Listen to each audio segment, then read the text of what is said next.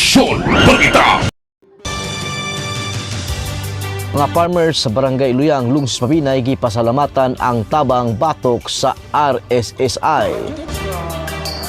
Gipasalamatan sa mga farmers sa Barangay Luyang, sakop sa Lungsod Mabinay, ang tabang gikan sa provincial government o sa local government sa Lungsod Mabinay, ilabi sa paghatag og kemikal gamiton sa pag-spray batok sa red stripe soft scale insect kun RSSI nga nakapikto sa ilang umahan.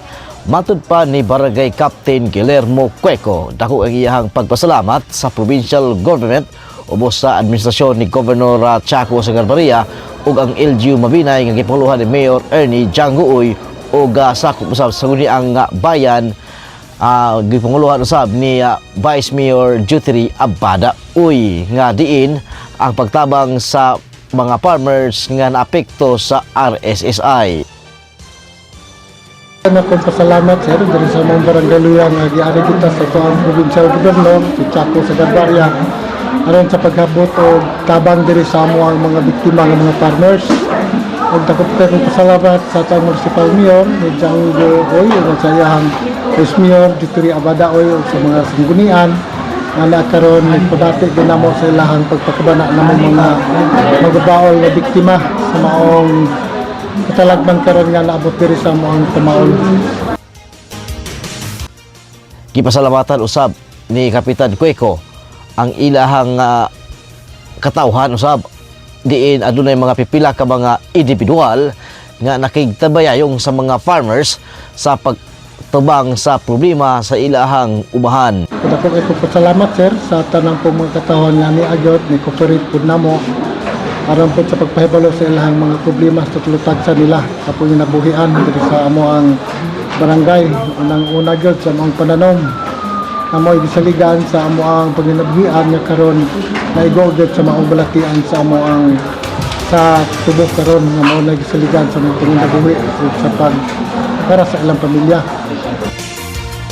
Samtang padayon ang paningkamot sa mga apektadong mag-uuma, gilauman usab ang mga padayong patabang sa provincial government o sa LGU Mabinay nga makatabang sa pagkontrol sa RSSI sa pagpalipod sa panginabuhian sa mga mag-uuma sa Barangay Luyang, Lungsod sa Mabinay.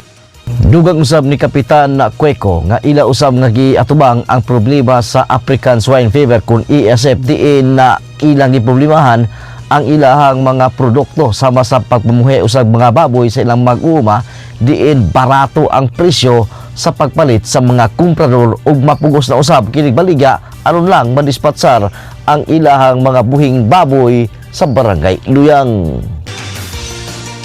O sa ikadwa ang problema sir sa amo karon pagpamuhi labi na gyud karon sa sakit kani ASF kanya ni abot gyud og barato na pud kayo ang kamalit na laman sa mga komprador.